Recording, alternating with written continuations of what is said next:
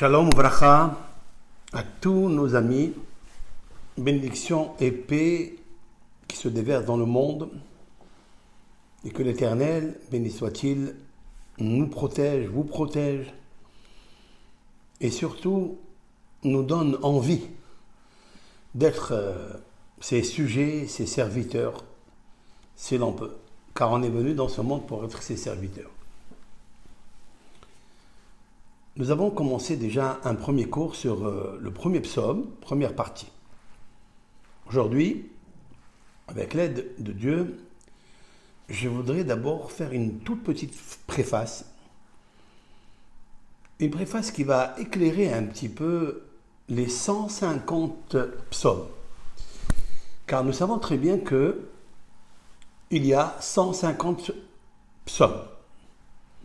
Ce chiffre n'est pas fortuit, c'est que le roi David a fait exprès de compiler, de chanter, de faire des éloges, de s'exalter par des mots, M-O-T-S, lumineux, qui comprennent, qui recèlent beaucoup de secrets.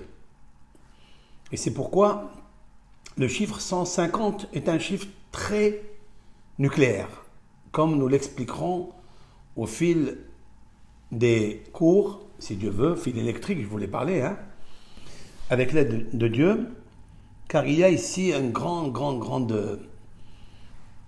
enseignement à apprendre du roi David dans les psaumes.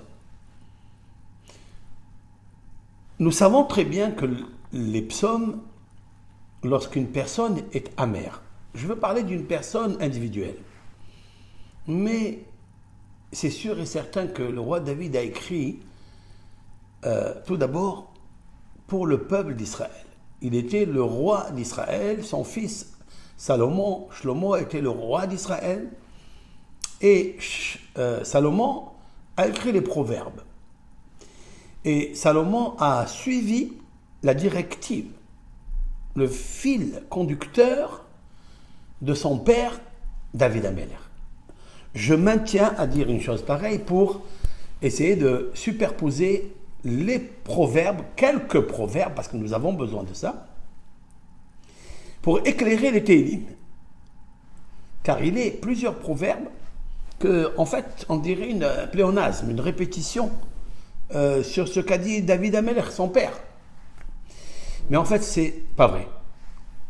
C'est que le roi Salomon, par sa sagesse, il était l'homme le plus sage.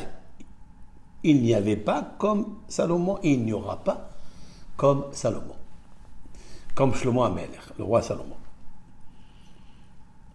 Et d'ailleurs, quand il commence les proverbes, il dit Michelet, Michelet, c'est traduction proverbe, Shelomo, donc son nom Shelomo, Salomon, Ben David, le fils de David, Meler Israël, le roi d'Israël. Le roi d'Israël, ça revient sur les deux. Ça revient sur David qui était le roi d'Israël et ça revient aussi sur Salomon qui était le roi d'Israël. Mais il a donné la primauté à son père. Autrement dit que les Michelets, c'est-à-dire les proverbes, toute la sagesse qui est contenue dedans, et nous avons besoin de ces conseils, parce que tout le but de tous ces cours-là, ce sont de tirer des conseils, tirer des ségoulottes surtout, c'est-à-dire de la émouna. Comment des fois attaquer les sorts, les mauvais sorts, les sortilèges et autres, les mauvais œils. Comment tout court réussir dans la vie. Ben tout est imbibé dans les proverbes qui en fait sont un éclairage lumineux, exceptionnel sur les psaumes. C'est vrai qu'il faut étudier pour comprendre cela. Nous allons, avec l'aide de Hachem, faire son petit nid, mais pas à pas. C'est-à-dire une petite feuille par une petite feuille lumineuse pour éclairer cela, parce que ça n'est pas évident, je tiens à vous dire, ça n'est pas évident. Maintenant, le roi David a commencé son psaume, c'est une préface que je suis en train de faire, donc ça sera la deuxième partie, mais en fait, elle est claire la première partie. David Ameller a commencé, donc le roi David a commencé Ashré, comme nous avons vu dans le premier psaume, et je tiens à vous dire, s'il vous plaît, pour bien comprendre, saisir l'ampleur des mots et la lumière des conseils qui émergent, qui émanent de notre lecture ensemble. Ce n'est pas une lecture simple, c'est une lecture en profondeur, mais elle est explicitée, elle est bien décortiquée grâce à Dieu. Alors, il faut savoir qu'il a commencé son psaume. Si vous avez le livre devant vos yeux, ben vous trouverez qu'il a commencé avec Ashré, son premier psaume. Ashré, ça veut dire heureux, et comme j'ai expliqué dans le premier cours, heureux, cela veut dire il a beaucoup de bonheur. Ce n'est pas seulement un bonheur singulier, spécifique, non. Tous les bonheurs se trouvent dans le mot Ashré. Voilà.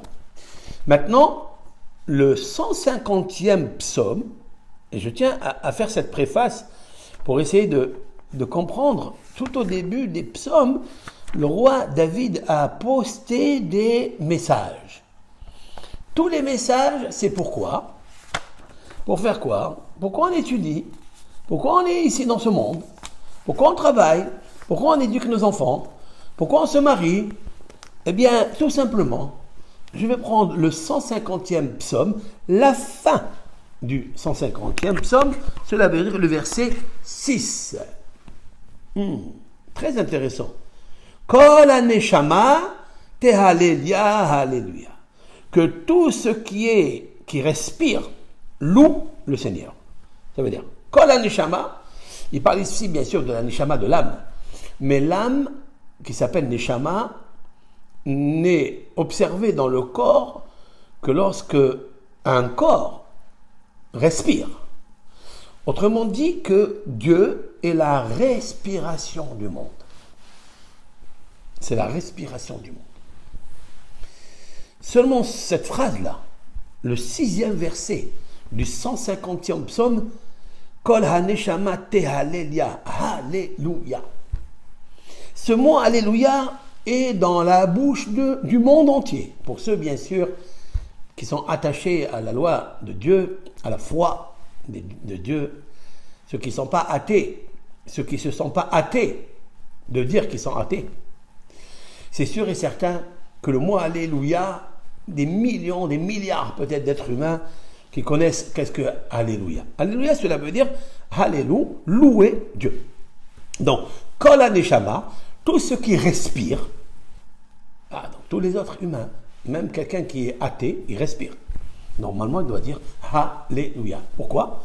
Pourquoi dire Alléluia? Parce que Dieu est la respiration. Si en fait tu respires, elle vient de quelque part. Elle a une source, cette respiration. C'est ton âme qui respire. Ce n'est pas ton corps qui respire. Et ton âme, elle est reliée avec Dieu. Donc, Alléluia, avec le mot Ashré, ça veut dire que celui qui loue l'Éternel, celui qui respire en l'Éternel, eh bien, Ashré, heureux soit-il. Voilà, en fait, ce mot-là, Alléluia, est un mot très puissant. Maintenant, je vais vous l'expliquer. Pourquoi je vais l'expliquer? Parce que il est un message, un éclairage pour toutes les explications que nous donnerons selon, bien sûr, le Pardes, l'explication simple, littérale, allusif, allégorique et ésotérique. Tout tient sur une seule force, la force, puissance nécessaire, Dieu, c'est-à-dire Elohim. Retenez bien ce que je vous dis. Elohim, cela veut dire la puissance de Dieu. Elohim, c'est au-dessus de la nature. Elohim. Elohim, dans sa valeur numérique, est 86. 86, en fait, c'est une force exceptionnelle. D'ailleurs, ce que je voulais vous dire maintenant, c'est très important. Ça, il faut le mettre bien dans la respiration des 5 lobes des poumons. Le mot Elohim, donc Dieu puissant, l'éternel, qui est le pouvoir de tous les pouvoirs, je dois le fixer devant mes yeux. Et lorsque je le vois devant mes yeux, il a 5 lettres. Aleph, Lamed, He, Yud, Med. Et en fait, le Aleph, je tiens à vous dire d'abord, excusez-moi des fois que j'explique pas simultanément le mot en hébreu que je dis, c'est par force d'habitude. Et voilà, c'est toujours un paradigme, comme on dit, où c'est très difficile de changer de l'hébreu en français, etc. Mais je vais essayer de me maintenir à essayer, à expliquer au fur et à mesure des choses. Le mot Elohim, il faut apprendre aussi, je tiens à vous dire qu'il faut apprendre aussi l'hébreu, au moins l'alphabet. Que vous soyez juif, juive ou pas juive, ou musulman ou chrétien, si vous écoutez déjà ces cours-là, et ça vous apporte un petit espoir, ben déjà il faut comprendre de quoi il s'agit. Il faut apprendre c'est quoi Elohim, Aleph, Lamed, He, Yud, même. Il faut apprendre l'alphabet, il y a 22 lettres, plus les 5 finales. C'est très facile. Elles sont très faciles. Elles sont écrites dans tous les livres. Donc il faut connaître cela. Donc Aleph, Lamed, He, Yud, même, c'est le nom de Elohim. Il y a 5 lettres. Comme si le livre de Tehillim, qui est subdivisé en 5 parties, il converge, comme nous le trouvons tout à l'heure, il converge avec les 5 livres de la Torah. Je l'ai épelé dans la première partie du cours. Mais là, je vais vous dire quelque chose qui est très intéressant pour comprendre la suite. Le mot Alléluia, quand on dit Alléluia, ça veut dire quoi? Alléluia, il y a ici combien de lettres? Et, Lamed, Yud, Vav, et. Regardez bien qu'il y a la lettre He, la 5e lettre de l'alphabet. Vous avez aussi la lettre Vav, et vous avez la lettre Yud, vous avez la lettre He. C'est-à-dire qu'il y a 4 lettres déjà qui forment le nom du tétragramme. Yud, Ke, Vav, Ke. Très intéressant, non? Yud, Ke, Vav, Ke. C'est le nom de Dieu. Oui. Si le roi David a fini le 150e psaume par ce mot, c'est parce qu'en fait, il veut relier le nom de Dieu qui est le tétragramme avec le nom de Dieu qui est la puissance. Et j'ai besoin de la bonté de Dieu, car le tétragramme signifie la beauté et la bonté de Dieu. Yud Ke Vav Ke. Il signifie aussi qu'il est le temps, il est l'espace, et il est la respiration de cet espace et de ce temps. Car Yud Ke Vav Ke, c'est aussi Haya, il était, Hove, il est, Yihye, il sera. Vous avez vu que le nom de Dieu, ça n'est pas seulement 4 lettres qu'on lit, qu'on écrit, non. La signification. Quelle est la dimension? Quelle est l'explication de ça? L'explication, en fait, pour l'éclaircir, c'est que Dieu, il est au présent. Vous trouverez le mot Hove. Hove, en hébreu, veut dire présent. Vous trouvez le mot Haya. Haya, ça veut dire il était, au passé. Et vous trouvez Yihye. Vous trouvez, ça veut dire il sera. Donc, Dieu, c'est le temps, puisque le passé et le présent et le futur, c'est lui. C'est aussi l'espace. C'est-à-dire qu'il n'y a pas un endroit où Dieu ne le remplit pas par sa lumière. Pour ça, Dieu se trouve de partout. Donc l'homme qui est attaché à ça, par la lecture des 150 psaumes, il va avoir un niveau où il va ressembler à Dieu. Comment on appelle la physionomie céleste? Comment on appelle tout court une physionomie? Iconine, je vais expliquer. Calme. Kouf, ça veut dire 150. Kouf, c'est 100. Nun, c'est la lettre 50, mais c'est une lettre qui est dans un mot final. Calme, on appelle ça dioken. Dioken, c'est la physionomie. Dioken Atzilut, c'est-à-dire c'est la physionomie de l'émanation. Ça veut dire Dieu. Du Ein Sof, de la lumière infinie. Infiniment grande. Pour arriver à l'infiniment grand de Dieu, il faut respirer. Il faut avoir une neshama. Cette neshama, elle est reliée avec le mot Alléluia. Maintenant, écoutez. Si dans le mot Alléluia, il y a le nom de Yud Ke Vav, qui est le tétragramme. Maintenant, la valeur numérique de Alléluia, c'est ça qui m'intéresse. C'est la valeur numérique 86. Comme le mot, le nom sacré Elohim.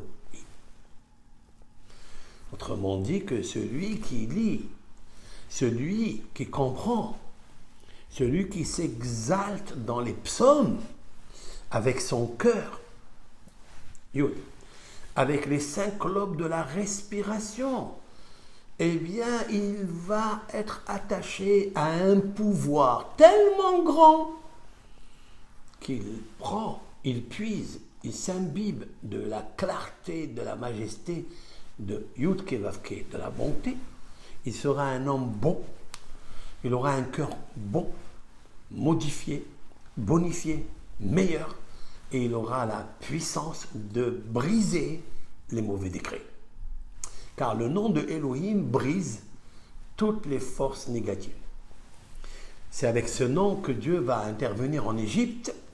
C'est avec ce nom que Dieu va intervenir pour sortir Yosef de la prison, pour sortir Daniel de la cage au lion, de la fosse au lion, pour sortir Hanania, Mishaël, Azaria, les 3 sages qui étaient au temps de Nabucodonosor. Ces personnes qu'il a jetées dans le four, c'est le nom de Elohim qui sortira Abraham du four, de la fournaise de Ur-Kasdim. C'est le nom qui a sauvé tous les tzadikim, tous les puissants, tous les hommes honnêtes avec lui. Seulement, une condition, lorsque ces personnes respirent Dieu. Kol Haneshama, tout ce qui respire Dieu par l'âme, Tehalelia, ils vont louer Ya, c'est-à-dire, il y a ici 2 lettres, Ya, c'est quoi Ya? C'est Dieu. Ce sont les 2 premières lettres du tétragramme. Alléluia. Alléluia, valeur numérique 86. Je vais vous le faire de suite. Le He, c'est 5. La Med, c'est 30. La Med, il y en a 2. Ça fait encore 30, ça fait 65. Après, Vav, 65 et Vav, c'est 6, ça fait 71. Après, Yud, c'est 10, ça fait 81. Après, He, la dernière, c'est He, 5. 81 plus 5, ça fait 86. C'est extraordinaire. C'est une grande merveille que je suis très fasciné de notre Torah, de ce roi grandiose, cet homme-là qui a fait l'éloge de Dieu, car c'est lui qui a su, et c'est lui qui a été choisi par Dieu, le roi David, de faire les éloges. Maintenant, je commence la préface. Donc, Ashrei Ha'ish, heureux l'homme qui ne marche pas dans le conseil des méchants, qui ne marche pas dans la route des fauteurs, qui ne s'assoit pas dans la maison, le café des railleurs et des moqueurs.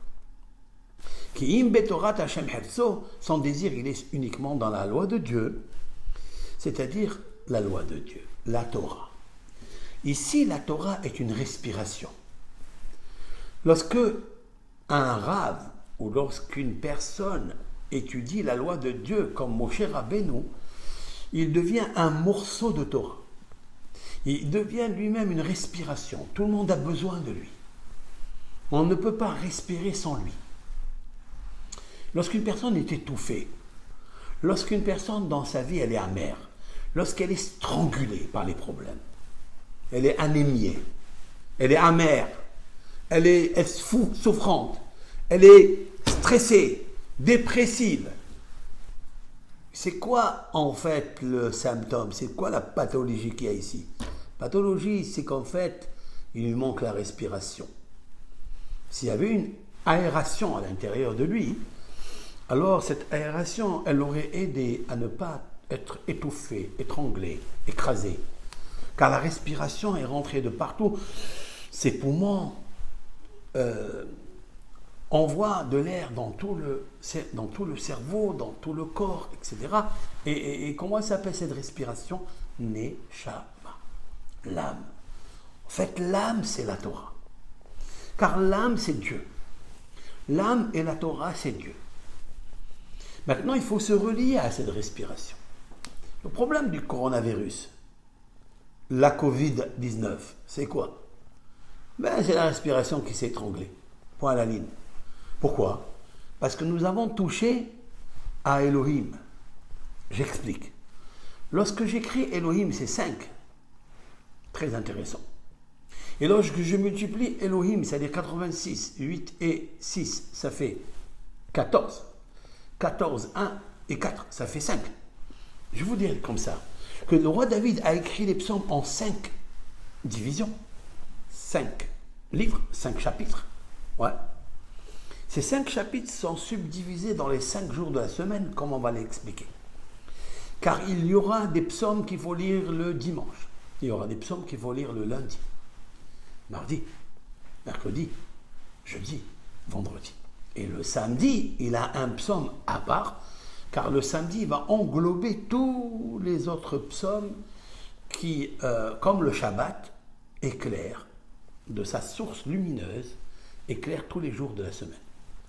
Il nous faut savoir que toutes les planètes, les 7 planètes, nous pouvons les guider grâce à la lecture des Téhilim. Bien sûr, les Téhilim ne sont qu'un commentaire lumineux et aussi une source halachique par les décisions halachiques, car dans le livre des Téhilim, le Talmud va puiser, va extraire des milliers de lois, c'est-à-dire des pratiques par l'action. Donc la foi en l'action. Par la lumière de la foi, on peut dévoiler des lois que Dieu a instaurées, instituées dans la nature. Cette nature, elle s'appelle Hateva, c'est-à-dire la nature. Mais elle a la même valeur numérique que Elohim. Autrement dit que celui qui a la crainte de Elohim, qui a la crainte de Dieu, par sa neshama, verset 6 dans le psaume 150, verset 6, Kol ha-neshama tehalelia, toute personne qui respire loue Dieu, alléluia. Donc le roi David, c'est sûr et certain qu'il a imbriqué le début avec la fin, le premier psaume avec le 150e psaume et le 150e psaume avec le premier psaume, comme je viens maintenant de vous le dire. Et qui me fait dire une chose pareille? D'abord la résonance que je vous ai expliquée, mais plus que ça. C'est qu'en fait, ce psaume, le 1, Ashrei Haish, heureux l'homme, il a parlé de beaucoup de choses, comme nous l'avons explicité dans le premier cours, première partie.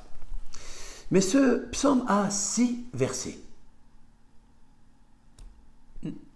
C'est quelque chose de très intéressant. Le chiffre 6. Il a 6 versets, pas plus. Et ce qui me fascine, c'est que le psaume 150 a aussi 6 versets. Alors, qu'est-ce qu'il veut des versets? C'est qu'en fait, le premier psaume, c'est 6. Le 150e psaume, c'est 6. Et il a terminé avec Kol ha-neshama, c'est-à-dire l'âme. En fait, 6 premiers. 6 150e, ça fait 12. Grâce au premier psaume jusqu'au 150e psaume, nous pouvons infléchir, suivez-moi, infléchir les mauvaises ondes qui viennent des 12 signes zodiacaux. On a 12, ils sont subdivisés par 6 et 6. Si on fait attention à ça, si quelqu'un il a un mauvais caractère parce qu'il est né sous l'influence de feu, ou bien sous l'influence de l'eau, il a la boulimie, ou il a la colère, ou il parle beaucoup, il a ce qu'on appelle l'orgueil, il se vante. Aussi, il est un grand fainéant et paresseux parce que l'élément fondamental de son site zodiacal est terre, et il est toujours à terre et dans le lit, et il ne parle pas, il est lourdeau. Il faut savoir que grâce à ces psaumes, par la lecture, par la compréhension de ce qu'on va dire, eh bien, il pourra mettre de l'eau dans sa terre. Il pourra mettre un peu d'eau dans son feu, pour l'amadouer, pour le calmer. Il pourra aussi réchauffer par le feu de l'étude des mots de la Torah, car elles sont toutes un feu, et surtout les Téhilim. Les Téhilim, en fait, c'est un feu d'amour. C'est un feu qui brûle tous les parasites qui veulent c'est ce qui est marqué ici, des Réchaïm, des mauvais conseils, etc. C'est un vrai feu. La Torah est un feu. Comme il est marqué, Halokol devarai kaesh ni'um Hashem. Le prophète, là je saute à un prophète, qui dit, alors que mes paroles, dit Dieu, dans son discours, ressemblent à du feu. Aussi c'est marqué dans la paracha de Hazidou, c'est-à-dire l'avant-dernière péricope du Pentateuque. Il est marqué Mimino Eshdat Lamo. À sa droite, il est un feu de loi. Le feu de loi brise les forces qui n'ont pas de loi. C'est-à-dire toutes les forces négatives qui ont cassé les frontières, qui ont brisé et dénoué les interdits. Dieu, il brûle, grâce à ses lois, toutes ces forces négatives. Je voudrais apporter comme preuve que le Téhilim, c'est un feu d'amour. D'où regardez les deux premières lettres, seulement les deux premières lettres du Téhilim. Combien c'est sage, combien c'est intelligent de la part de David, du roi David. C'est qu'en fait, Ashrei, vous lisez le livre, vous l'avez le livre devant vos yeux, Ashrei, il commence par la lettre Aleph, la deuxième c'est Shin. Aleph, Shin veut dire Esh, le feu. Le feu. Maintenant, ce feu-là, les deux premières lettres du Téhilim, c'est une préface extraordinaire pour éclairer par ce feu, Esh, éclairer les deux dernières lettres du 150e psaume. Quelles sont les deux dernières lettres du 150e psaume? Alléluia. Ya. Yud et le nom de Dieu. Qui est le feu? C'est le nom de Dieu. Autrement dit que ces deux lettres-là, Yud et, si on les poste devant ses yeux, si on les regarde bien comme il faut, elles confèrent à l'homme de calmer la colère. Il peut calmer la colère. Il peut calmer la chaleur qu'il y a en lui pour provoquer et pratiquer toutes les bêtises qui se font avec la chaleur. Que ce soit la colère, que ce soit l'adultère, parce qu'elles se font avec la colère. Le septième commandement, c'est l'otinaf. L'otinaf veut dire ne commets pas l'adultère, la débauche. J'ai expliqué que l'otinaf, ça s'écrit tinaf, tav, nun, af. L'otenaf. Je coupe le mot en trois. Lo, non. Ten, ne donne pas. Af, la colère. Car celui qui pratique la débauche, celui qui fait des fautes, il n'a pas encore corrigé cette faute-là. Eh bien, il met la colère en lui. Maintenant, si quelqu'un il a fait des fautes dans ce genre-là. Comment il se rachète? Comment il devient une personne sauvée? Comment? En lisant le psaume. Et lorsque vous lirez le psaume Ashrei Ha'ish, heureux l'homme, pensez-y à la lettre Aleph, Shin, par laquelle le roi David a commencé les Téhilim. Esh, le feu. Mets un peu de feu à l'intérieur de toi. Un peu d'enthousiasme, un peu de chaleur. Ne lis pas les Téhilim avec le réfrigérateur, avec la froideur, avec la glace. Mets un peu de chaleur en toi. Fais un peu de sport, réchauffe-toi, et après tu lis les Téhilim. Surtout ne pas lire les Téhilim après s'être mis en colère. Parce que là, vous allez, disent les kabbalistes, pour n'importe quelle mitzvah, ne faites jamais une mitzvah lorsqu'il y a eu une colère avant. Parce que tout ce que vous ferez de bien ira dans la bouche et dans le ventre, dans le creuset égyptien, dans la nudité de la terre, qui s'appelle l'autre côté de la sainteté, c'est-à-dire la touma, l'impureté. Il y a des menottes qui attendent que ça. C'est pourquoi il est interdit d'étudier ou de faire une prière. Il est même interdit de consoler son camarade lorsqu'il est en colère. Parce que c'est là où vous allez le mettre encore un peu plus en colère. Si quelqu'un il veut étudier la Torah, il veut se consoler, quelqu'un il veut étudier le psaume, ou quelqu'un il veut prier à Dieu, mais il vient maintenant de faire la cocotte minute, il a explosé de colère, c'est gravissime parce que toute cette étude, toute cette leçon, il va l'envoyer à qui? À la force négative. Donc il ne faut pas le faire.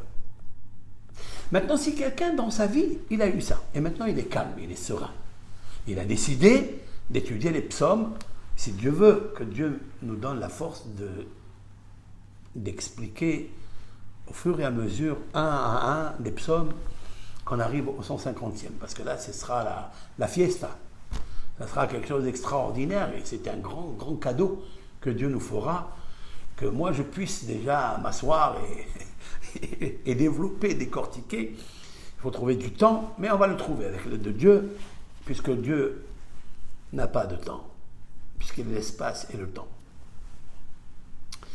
Ashrei Ha'ish, Aleph Shin, Esh, Esh. Écoutez bien.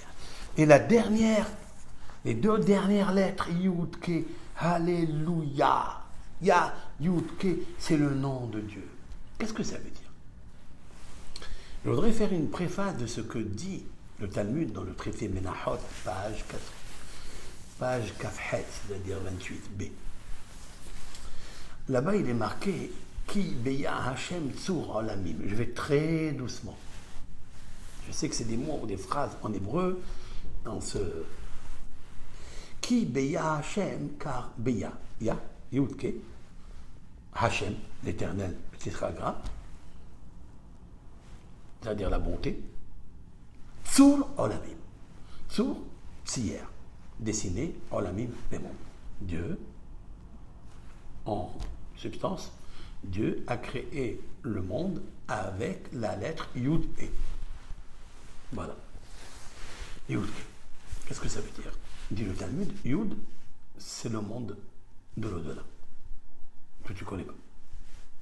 C'est une petite pointe, c'est un Big Bang, c'est une petite lettre d'encre par laquelle l'Éternel a commencé à faire émaner de cet embryon-là, il a commencé à faire émaner le monde qui est ici. Comment il a été créé ce monde? Cette goutte d'encre, c'est pas de l'encre, c'est de l'encre spirituelle, bien sûr. Il faut lever l'encre. Et en fait, il a commencé à créer la lettre He, comme ça, une pointe en haut, comme ça, comme ça, comme ça.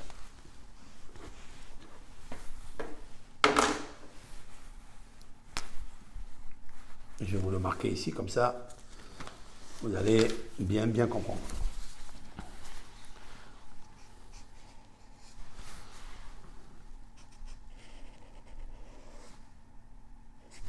Voilà. Ça, ici, c'est la première lettre, c'est le Yud. C'est une petite pointe avec un peu d'encre. Et puis après, pour créer le He, vous avez vu, il y a ici une pointe, là, une pointe. Il a commencé par là. Cette pointe-là, elle indique le haut. Et puis il a mis ici le ciel. C'est cette barre qui est haute, c'est le ciel. Et puis il a fait descendre le pilier. Et puis après, il a accroché encore la lettre Yud. C'est-à-dire, en fait, dans la lettre He, celle-ci, il y a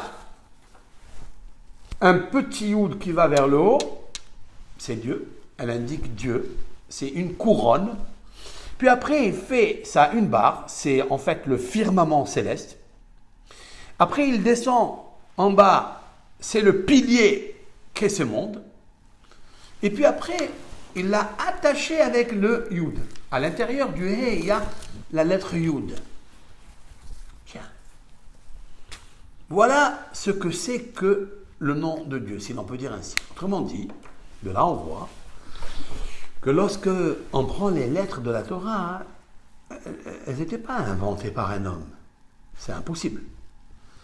C'est sûr que c'est un prophète, et un vrai prophète, c'est Moshe Rabbeinu, notre prophète Moshe Rabbeinu, Moïse, qui lui a compris par son âme, parce qu'il respirait Dieu, il comprenait qui est Dieu, et donc il a dévoilé que le monde de l'au-delà, tu ne le connais pas, c'est juste un petit point dans l'espace, univers du cosmos élevé, pas celui d'en bas, le plus haut, le plus haut, le plus haut, l'infini, car là-bas, tu ne peux pas l'imaginer. On ne peut pas imaginer qu'est-ce qu'il y a en haut, on ne peut pas. On sait très bien que là-bas, on ne peut pas respirer. Ça, c'est sûr et certain. Personne ne peut respirer là-bas. Tu montes à l'infini, tu t'étouffes. Mais tu descends, plus tu descends dans la matérialité, c'est cette barre-là qui descend, c'est le pilier, tu peux t'accrocher dessus.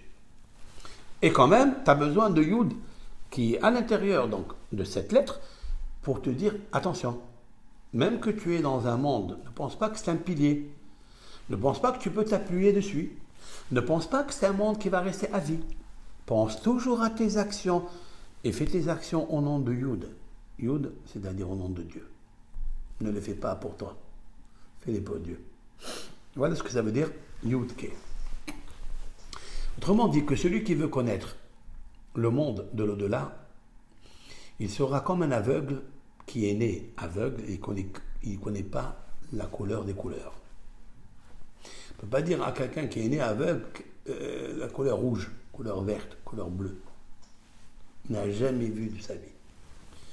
La même chose, personne ne peut imaginer qu'est-ce que le paradis des âmes. Vous savez comment on peut l'imaginer ? Je vais vous le dire. En récitant les psaumes. Si on s'imbrique, si on s'attache à ce qu'a dit le roi David dans les psaumes, et on comprendra par lui que j'ai expliqué la connexion qui est entre David et Moïse. C'est ça qui m'intéresse aujourd'hui. Alors on comprendra qu'est-ce que c'est qu'en fait l'homme. C'est quoi Adam ? C'est quoi Adam ? Nous sommes tous des adamiques. Adam, c'est quoi Adam ? Il y a 3 lettres. Aleph, Dalet, même. Aleph, c'est Elohim. Mais ça, tu ne le connais pas. Tu ne l'as jamais vu. Tu peux le ressentir. Tu peux observer le spectacle et la merveille de ce monde. Ça, oui. Mais tu ne peux pas le voir. Tu peux juste le comprendre. Comprendre ses comportements. Comment il agit par sa bonté, par sa puissance. Lorsqu'il amène le déluge. Lorsque Dieu y répare. Et il adoucit la rigueur avec la douceur. Il les met ensemble. Après, il y a la beauté. Après, il y a l'envie, cette envie d'amour que tu as pour le matériel. Tu l'as aussi pour le spirituel. Alors, tout ça s'appelle comment ? Ça s'appelle Elohim, mais tu ne sais pas c'est quoi. Mais il reste Adam, Dalet même. Dalet, David. Celui qui est le plus proche de nous. David, c'est celui qui est le plus proche à nous, dans notre génération. David, pour nous, il est maintenant. Et celui qui vient après, c'est-à-dire celui qui est plus loin, c'est même Moshe. En fait, Elohim, c'est l'Éternel. Mais comment on va le concrétiser, comment on va le sentir même dans un monde ici bas, ici matériel, aussi matériel qu'il soit, c'est juste on essaye d'être comme David et comme Moshe Rabbeinu. Voilà ce que ça veut dire le mot Adam. Très, très, très important. Ça a été d'ailleurs les deux personnages très, très puissants qui ont marqué deux choses. Moshe a fait sortir le peuple d'Israël de l'exil d'Égypte. Il les avait traversés 40 ans dans le désert et ils sont rentrés en Eretz Israël. Et lui, il est resté encore dans l'exil. Le roi David a fait sortir le peuple d'Israël de l'exil, des 4 exils. Maintenant, écoutez bien ce que je vous dis. Que celui qui lit les psaumes, il sort des 4 exils. Ces 4 exils ne sont pas que 4, il y en a des milliards. Ils sont imbriqués, ils sont intrinsèquement liés avec chacune. Mais les 4 exils, on peut les sortir uniquement si on est un homme qui s'appelle Ashré, heureux. Lorsqu'on prend le mot Ashré et on le relie avec Alléluia, avec Dieu, parce que là, et c'est quelque chose d'extraordinaire, parce que je suis avec Elohim, comme je viens de vous le dire, que Alléluia, valeur numérique 86, comme la valeur numérique Elohim, et aussi nous avons fait ressortir dans Alléluia 4 lettres du tétragramme Yud, Ke, Vav, Ke, le nom de Dieu. Il restera la med, c'est-à-dire 30, 30. 30, 30, cela veut dire quoi? 60. 60, c'est quoi 60? C'est la lettre Samer. Samer, elle est comme ça. La lettre Samer, c'est un rond. C'est un rond. C'est que toi, tu te trouves dans la forteresse de Dieu. Tu es à l'intérieur. Et en fait, le rond, c'est le monde. Le monde, il est rond. Pas exactement rond. Il y a des petites bosses, un petit peu, il y a des montagnes. Il est comme le Cédra, plus exactement. Comme ça est confirmé dans un livre de Hatam Sofer, Rabbi Moshe Sofer de Hongrie, qui a vécu il y a 250 années. À peu près, 220, 230. Rabbi Moshe Sofer. Il dit, il ressemble au Hétrog, le monde. Et donc, ce monde-là, c'est le Samer. Il faut savoir qu'il y a quelqu'un, c'est-à-dire quelqu'un, une force qui tient le monde. C'est lui qui l'appuie. Son mère s'est appuyé. Donc, pour nous appuyer dans les exils, nous avons besoin de Ashré, du premier psaume, quand nous avons lu, c'est de ne pas aller avec les méchants, ne pas être dans le chemin des fauteurs, et ne pas siéger parmi les moqueurs et les railleurs. C'est-à-dire ceux qui se moquent et qui disent « il n'y a pas Dieu hein? Il n'y a pas Dieu. Ça n'existe pas Dieu. Arrêtez, ça suffit. » Il y a une personne qui a écrit sur un des cours, là, sur le psaume que nous avons diffusé. C'est un Israélien. Hein? Voilà, toujours, ils sont très rusés, les Israéliens, vous savez. Alors, il écrit « la lecture des psaumes, c'est bien, mais il y a eu des millions de Juifs qui ont lu les psaumes et leur nom est à Yad Vashem. » Quelle question, quelle remarque. Et après, je sais que cette personne-là, il fait partie de la gauche israélienne. Et la gauche israélienne, c'est toujours des gauches. Alors, il faut le savoir, ça. Gevura. Gevura, ça veut dire gauche, ce sont les pulsions comme ça, agressives, etc. Parce qu'il manque quelque chose. Parce que la partie du Tiferet, c'est-à-dire la partie du ventre, la partie où se trouvent tous les appétits qui vont aller vers le bas, ben elle n'est pas en symbiose avec la main droite, qui est la bonté, le hesed, à droite, et avec la main gauche. Ici, il manque cette partie du corps.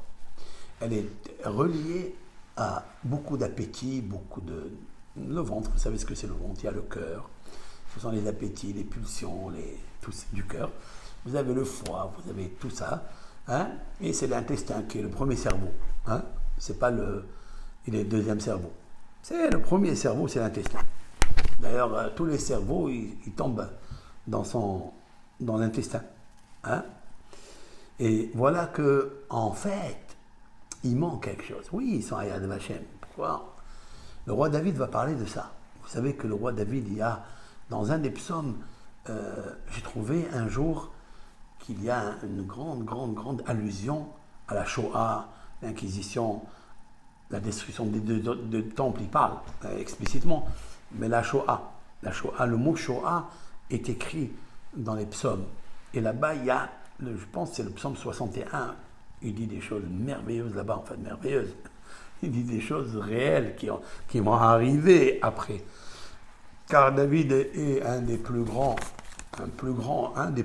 prophètes que Dieu a choisi par rapport au Télim qu'il a exalté, qu'il a pris à l'éternel. Donc maintenant, revenons à nous-mêmes.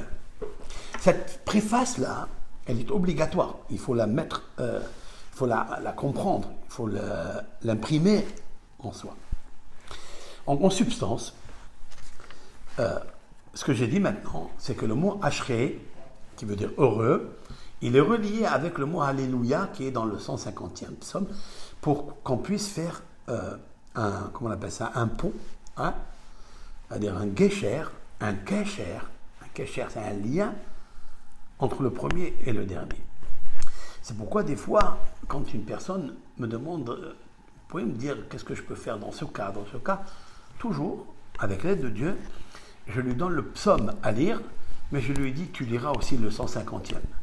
Car dans le 150e, il y a là-bas 10 niveaux avec lesquels on remercie Dieu. C'est ce qui se trouve en fait dans les 5 premiers versets du 150e psaume, mais qui sont reliés avec le 6e qui est Kol HaNeshama Te'alelia. Toute personne qui respire doit louer Dieu. Alors quand une personne a des problèmes, donc elle ne respire pas, hein, elle est étouffée, elle a un court-circuit dans sa respiration, eh bien, il va lire les 5 premiers versets qu'il va donner sur lui. C'est marqué Alléluia, Alléluia, El Bekocho, Alléluia, Ozo, Bikvurota, Alléluia. Répétez 10 fois le mot Alléluia, Alléluia, Alléluia, Alléluia, loué, loué. Et là aussi, c'est une résonance très puissante, le mot Alléluia, loué, loué. Et en fait, après, il ira le 6e, car le 6e est une force des 6 extrémités de la terre. Le haut, le bas et le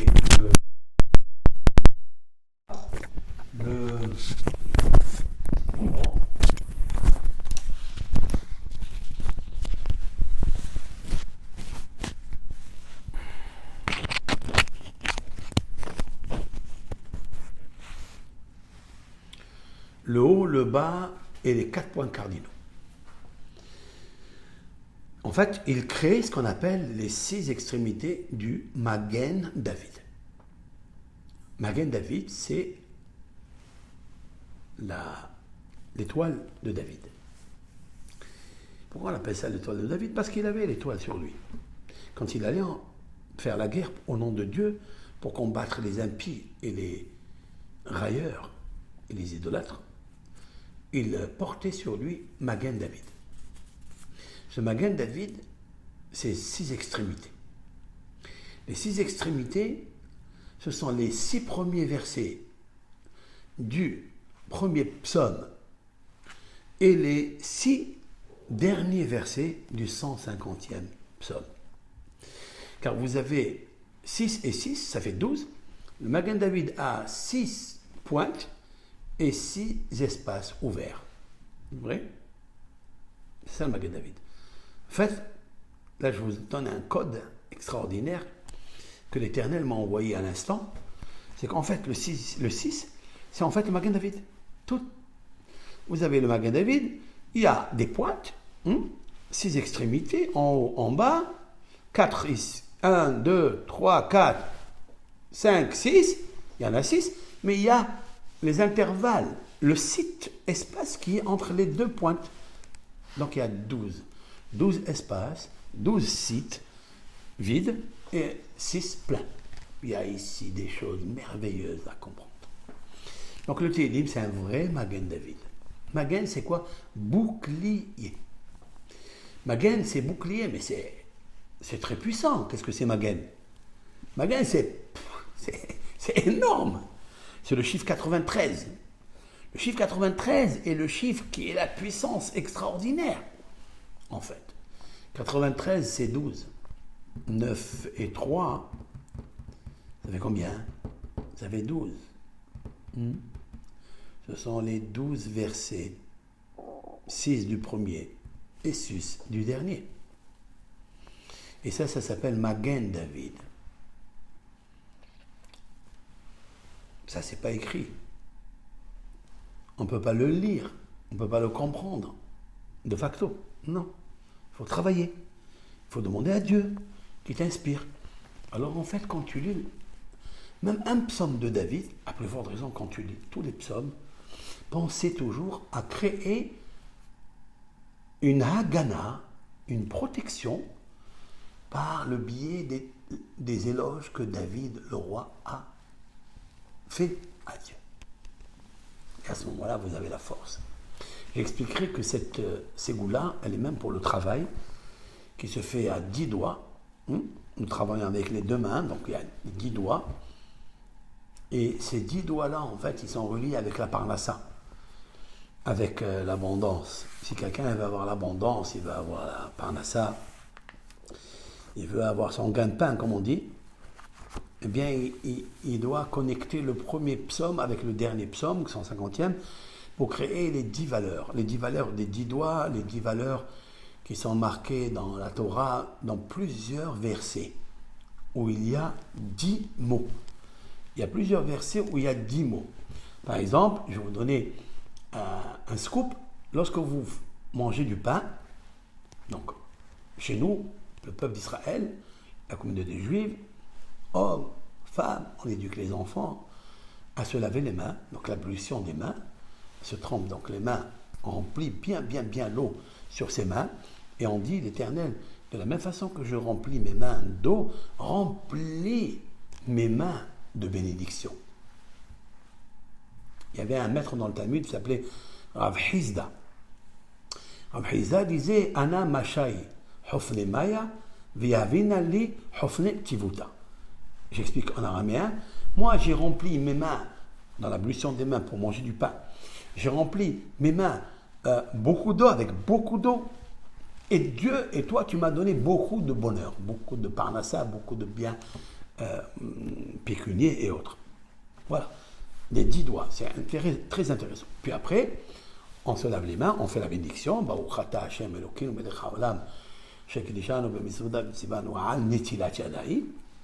L'Éternel, béni soit-il, qui est le maître du monde, qui est notre Dieu, et qui nous surveille, qui nous protège, et dans sa providence divine est toujours présente et omniprésente, qui nous a ordonné, qui nous a sanctifié d'abord et ordonné pour laver les mains. Ok. Et on ne parle pas, on ne dit rien. Immédiatement, on prend le pain et on fait une bénédiction. Je vais les dire, Baruch ata Hashem Elokeinu melech haolam hamotzi lechem min haaretz. Je traduis, source de bénédiction Hashem, melech haolam, le maître du monde. Oui, hamotzi, qui a fait sortir lechem, lechem c'est-à-dire l'abondance. Ça veut dire le pain, mais c'est aussi l'abondance. Mina haaretz, de la terre. Parce qu'en fait, il n'y a pas le pain qui est sorti de la terre. Hein? Il a sorti le blé par la pluie, il a donné de la pluie, et il a sorti la tige de blé, et grâce à ça, on l'écrase et on fait du pain. Ok. Combien de mots il y a dans cette phrase de la bénédiction?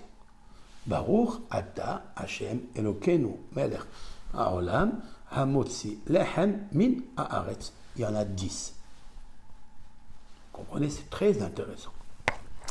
Il y en a 10 parce que, en fait, même si on travaille, même si on laboure, même si on récolte, même si on fait le moudage, on pétrit, on enfourne, mais il y a 10 travaux avant d'arriver au pain. Il faut le savoir, il y a 10 travaux.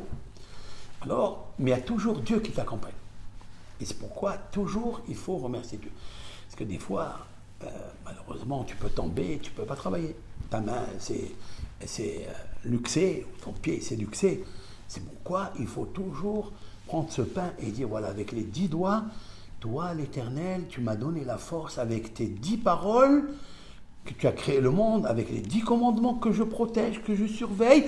Eh bien, Hachem, donne-moi cette force pour manger aussi. Parce qu'il y a des gens qui ont de quoi manger, mais ils n'arrivent pas parce que soit ils n'ont pas de dents, soit ils sont malades, soit le médecin leur a interdit.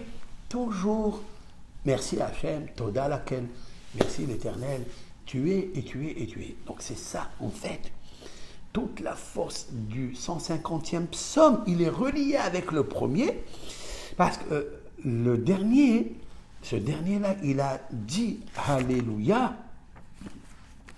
Alléluia, Alléluia el Bekocho, Alléluia Bekiarzo, Mikvurota, Gudlot, Kachofad, Neve Mechinot, Mahol, Menyongav, Messil Shama, il y en a 10.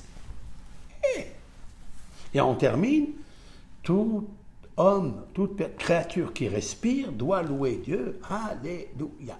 Comme je l'ai expliqué dans ce cours. Ça, c'était une petite préface, si l'on peut dire ainsi, pour essayer de comprendre les psaumes. C'est-à-dire, ces notations que l'on dévoile donnent l'appétit à la lecture convenable des psaumes. Et on s'y attache fortement, et notre foi, elle n'est pas comme autrefois. Elle est une foi puissante, une foi avec la compréhension. C'est très intéressant de comprendre la foi. La foi, elle veut que tu la comprennes. Sinon, ça sera une foi illusoire, une foi qui est imaginaire. Et quand tu comprends, quand tu manges, tu mets des épices, tu mets du parfum dedans, ça sent bon, donc tu as envie un peu plus.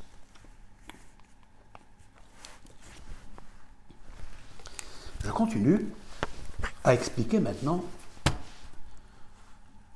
qui a écrit les Téhilim. Lorsque on lit les Téhilim, les psaumes, on s'aperçoit qu'il y a 10 personnages, c'est-à-dire les prénoms ou les noms de 10 personnages inscrits dans les Téhilim. Alors, le Talmud dit comme ça. Le Téhilim ont été écrits, je vais traduire simultanément le Talmud, donc les psaumes ont été écrits par l'intermédiaire de 10 sages. Premier sage, c'est qui? Adam Arishon, le premier homme. Deuxième, Malki Tzedek. Malki Tzedek intervient, Adam Arishon intervient dans la Genèse, on le sait. Malki Tzedek intervient, son nom est apparu dans l'épisode d'Abraham, lorsqu'il a combattu les 4 rois invincibles. Et Malki, le roi Tzedek, Tzedek ça veut dire juste, est sorti à sa rencontre et il lui a fait des éloges à Abraham, il a béni Dieu, il a béni le Dieu d'Abraham. Et il s'appelle Malki Tzedek. En fait, Malki Tzedek, c'était le roi, le prêtre plutôt, de Jérusalem. Malki Tzedek, on l'appelle là-bas dans la Bible, dans la Genèse, Malki Tzedek Melech Shalem, le roi de Shalem. Déjà, dans la Torah, il y a une preuve que Jérusalem, Yerushalem, était déjà mentionné dans la Torah. Ça veut dire que Dieu, lorsqu'il a dit à Moshe Rabbeinu, donc l'écrivain, peut-être la main de Dieu, c'est-à-dire l'ambassadeur de Dieu, il lui dit écris l'épisode d'Abraham, il lui dit voilà, il va y avoir un homme qui s'appelle Malki Tzedek Melech Shalem, le roi de Shalem. C'est quoi le roi de Shalem? Vous allez tourner dans toutes les localités du monde, vous ne trouverez pas un endroit qui s'appelle Shalem. Il n'y en a pas. Alors où il se trouve où? Jérusalem. Yerushalem. Ça s'appelle le roi Melech Shalem. C'est-à-dire le roi à l'époque, c'était le prêtre, c'était l'homme le plus suprême de tous les êtres humains. Il n'y avait pas avant Et d'ailleurs, il était Cohen, il était prêtre Cohen. Et en fait, c'est qui cet être, personnage merveilleux? C'est qui? Il s'appelle en fait Shem. Shem est le fils de Noé. Noé. Car Noé, c'est marqué dans la section de Noé, Noah et les Toldot Noah. Voici la progéniture de Noah, Shem, Ham, Veyafet. Shem, voilà, le premier, c'est donc le Bechor, le premier-né. Ham, Sham et Japhet. Voilà 3 enfants de Noah. Le premier qui est Shem, il était très élevé spirituellement. Très, très, très, très élevé. Et donc, il était le prêtre de Shalem. Shalem, c'est Yerushalem. Alors lui, ce Malki-Tzedek, lui aussi fait partie des psalmistes, si on peut dire ainsi, hein, des auteurs des psaumes, parce qu'eux aussi, ils ont dit des psaumes que le roi David, qui est venu bien après, a concocté, a compilé et a organisé pour nous, le peuple de Dieu, c'est-à-dire les créatures de Dieu. Le troisième personnage s'appelle Abraham. Il y a beaucoup de fois où on l'appelle Abraham. Le quatrième personnage, c'est Moshe, comme il est marqué dans le psaume 90, Tefila, les Moshe, Isha Elohim. Prière de Moïse, l'homme de Dieu. Le seul où il est marqué l'homme de Dieu. Il n'y a personne, ni Abraham, il est marqué l'homme de Dieu, ni Adam Arishon, il est marqué l'homme de Dieu, ni Malki-Tzedek et Shem, marqué l'homme de Dieu. Le quatrième personnage, donc, là, il est en train de citer ce qui par ordre chronologique, hein. Donc, Adam, Malki-Tzedek, Shem, Abraham, puis Moshe. C'est bien fait, c'est bien organisé ce que dit le Talmud. Il faut avoir du temps pour l'écrire, ça. Hein. Il faut avoir des recherches, aller chercher qui, quoi. Après, il y a Heyman, Heyman Ezrahi. C'est un nom qui s'appelle comme ça, un personnage qui était un tzaddik, c'était un grand juste, un grand pieux, Heyman. Heyman Tzedek, Ezrahi. Yeditun, Yeditun, c'est un nom, on verra c'est qui, il fait partie de quel, pourquoi il s'appelle comme ça. Asaph aussi a écrit, Asaph c'est en fait un des enfants petits-enfants de Korah. Korah dans la Torah, dans le Bamidbar, dans le Deutéronome, dans les nombres, c'est celui qui va avoir une querelle avec son cousin germain, hein, ses cousins germains, Aaron et Moshe. Il va se lever un homme qui était d'une grande sagesse. Il avait même l'esprit de Dieu. Et il va combattre Aaron et Moshe pour recevoir la prêtrise. Mais il n'a pas réussi.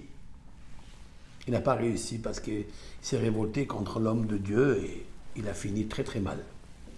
Tandis que ses arrière-petits-enfants ou ses enfants étaient des hommes justes, ils ont fait teshuva. Donc il y a Asaph, et il y a aussi les 3 garçons de Korah. Donc cet homme, ce fameux Korah là, a eu 3 enfants, et c'est eux aussi qui ont écrit les psaumes. Il y a parmi d'autres rabbins qui ajoutent qu'au lieu de Asaph, ils ajoutent Shlomo HaMelech. C'est vrai que il y a des psaumes où Shlomo HaMelech apparaît, comme par exemple le psaume 72. Dans le psaume 72, vous trouverez le nom de Shlomo HaMelech lorsque le roi David va apporter donc ce psaume qui dit l'Éternel protège le fils du roi, et il dit Shlomo. Et il dit le nom de Shlomo, le fils du roi David. C'est qui le fils du roi David? C'est Shlomo. Et là-bas, dans ce psaume 72, apparaît le Lévanon, apparaît le nom du Mashiach, c'est-à-dire Yenin, Inon, il est écrit Yenin, on lit Inon. Yenin, ça veut dire prince, c'est un mot qui veut dire prince, car le Messie est un prince. Et on l'a collé avec Salomon parce que, en fait, Shlomo, de lui sortira, Shlomo est le fils de Bethsabée, avec le roi David. Et comment on sait que David a été pardonné par la faute de Bethsabée? C'est qu'en fait, Bethsabée, c'est sa femme.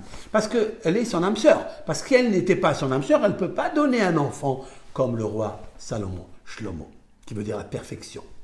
Si on fait un adultère vraiment, eh bien on ne peut pas sortir une perfection de ça. C'est vrai.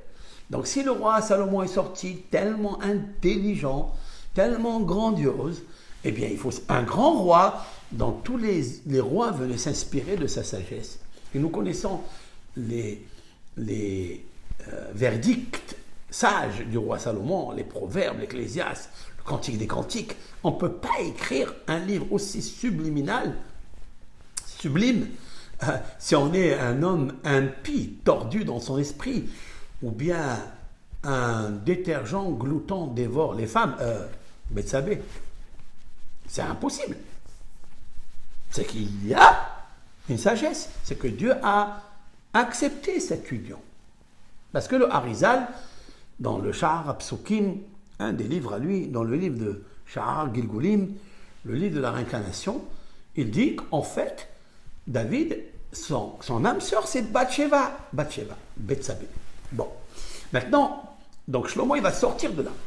Alors il y a qui disent que ce psaume de 72 et d'autres où est cité le nom de Salomon, c'est lui qui l'a écrit.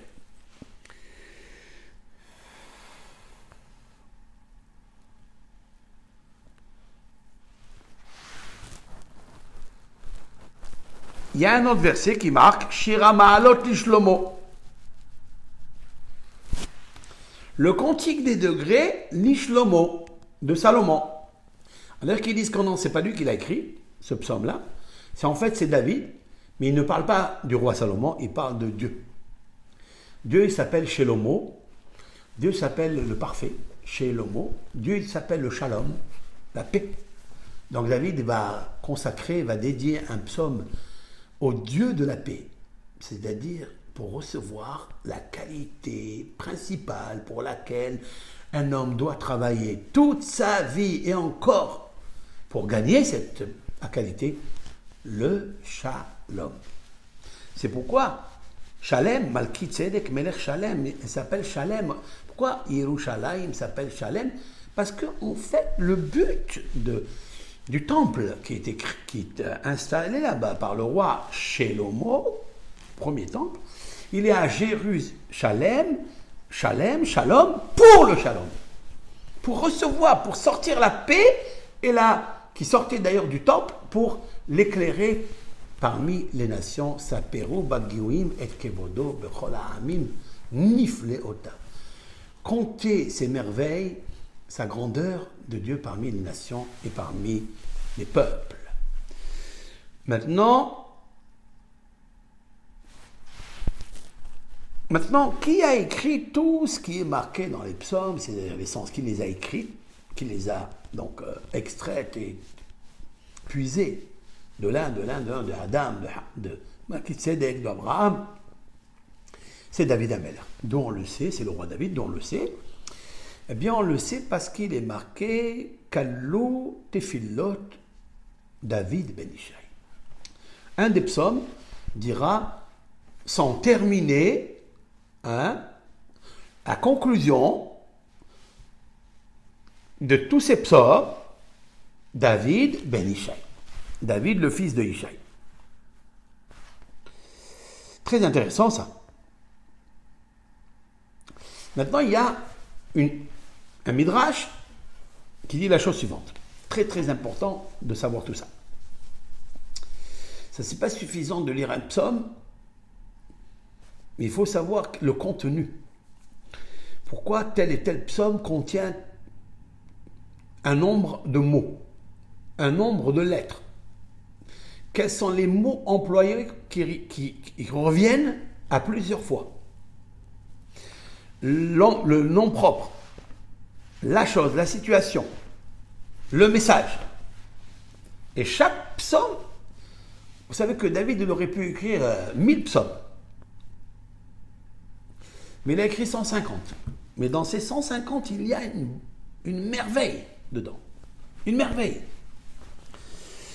Maintenant, le roi David donc a prophétisé cela et il a répertorié tout cela. À quoi ça ressemble? Dit le Midrash.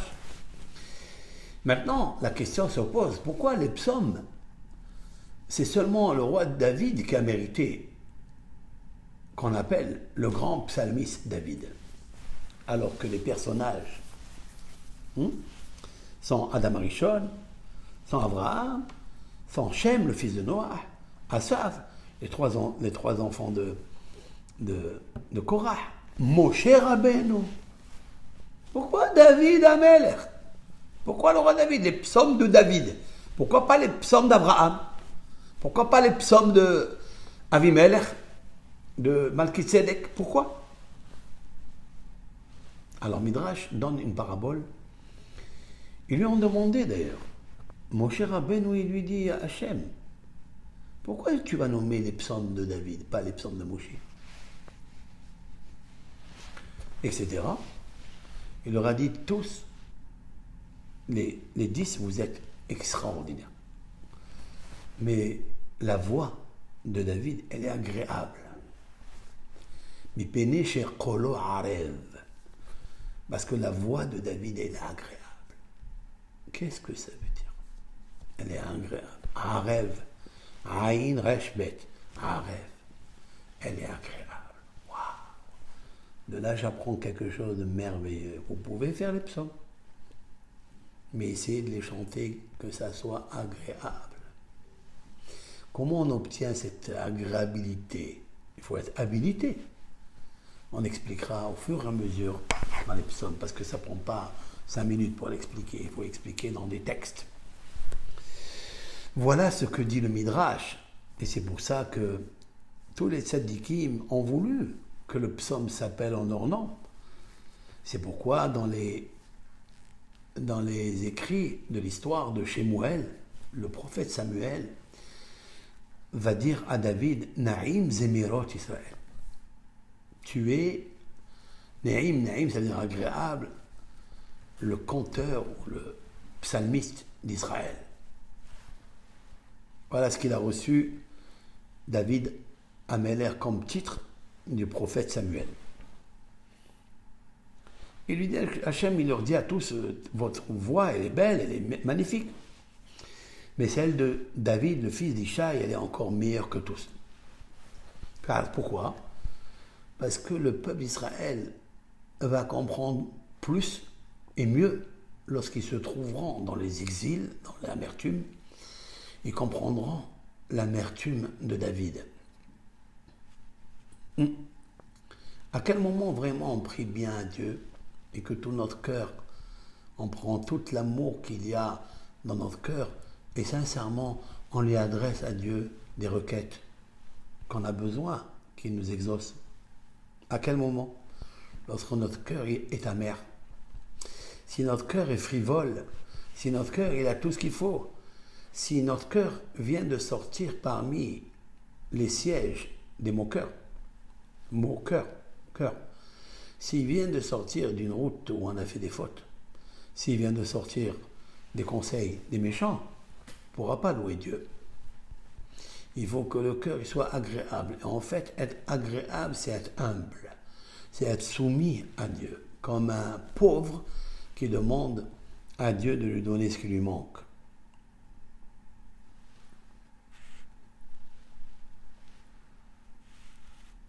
Voilà ce qui est marqué dans le traité Pesachim. Maintenant, vous savez très bien que le livre de Télim, des psaumes, donc il a été écrit par 10 personnages, ok, mais la plupart ont été écrits par David, et David a écrit, dit le Talmud, 103 psaumes que lui, il a chanté à Dieu. C'est-à-dire l'inspiration venait de lui, et Dieu a déversé sur lui 103 psaumes. Et le Talmud de demander 103, mais il y a 104. Et c'est pourquoi ça m'amène à vous expliquer ce que dit le Talmud, que le premier psaume et le deuxième psaume ne font que 1. C'est pourquoi le Talmud va compter 103 au lieu de compter 104. Parce qu'effectivement, il y en a 104, mais dans l'esprit de la compréhension du premier et du deuxième ne font que 1 psaume. Donc il y a 103 psaumes que David. Et tout le reste ont été lus, écrits, prophétisés par Adam Arishon, Abraham, Moshe, etc., les enfants de Corée, Asaph, Shlomo. Voilà. Alors maintenant, c'est sûr et certain que nous allons donc débuter un deuxième cours sur la deuxième partie dans le premier psaume. Hein. Nous allons coller le deuxième psaume avec le premier psaume et ça sera, si Dieu veut, pour la prochaine fois. Donc, préparez-vous à comprendre que le premier et le deuxième vont parler de la lumière de Dieu et vont parler surtout des mauvaises pensées à Assad Rechaïm, c'est-à-dire le conseil des méchants. C'est quoi le conseil des méchants? Qu'est-ce qu'ils veulent ces méchants? Ça sera le deuxième psaume. Je vais vous le lire de suite. Lama rakshu goyim ul-umim yegorik. Alors, pourquoi se démènent les peuples? Ul-umim et les nations s'agitent et créent de nouveaux projets. Donc, c'est la mondialisation, tout court. À l'époque de David, il a senti qu'il y avait ce que nous, aujourd'hui, nous observons dans notre monde, dans notre génération. Et pour se sortir des griffes de cette, ce qu'on appelle l'état profond, hein, ce qu'on appelle la tour de Babel, ben on a besoin du premier jusqu'au 150e psaume pour sortir de là. Et donc, il dit pourquoi il s'insurge à projeter des nouveaux projets. Et ce qu'ils veulent, en fait, c'est ils veulent enlever tous les interdits. Ils veulent jeter toutes les éthiques et les morales. Et Dieu, il se raide. Mais en fait, ce qu'ils veulent, c'est détruire la force du Messie, la force du Mashiach. Ça sera pour un deuxième cours, si Dieu veut, pour expliquer en fait chaque mot dans son sens le simple et dans son sens le plus profond, avec les Midrashim, avec ce que dit le Zohar à Kadosh.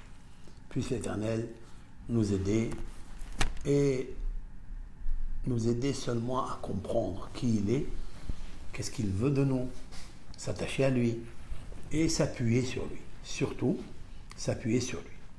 Car le premier psaume, Ashrei Ha'ish, il commence par le Ashrei, heureux l'homme, et donc le deuxième qui fait partie du premier, il terminera Ashrei Adam Hoseh Bo, heureux l'homme qui s'appuie sur lui.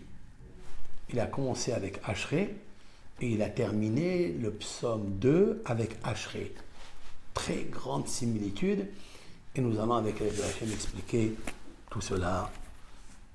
Bravo, Kol Tov Lachem, de diffuser, de dispatcher ce cours avec l'aide de Dieu. Merci, paix et bénédiction à tous et à toutes.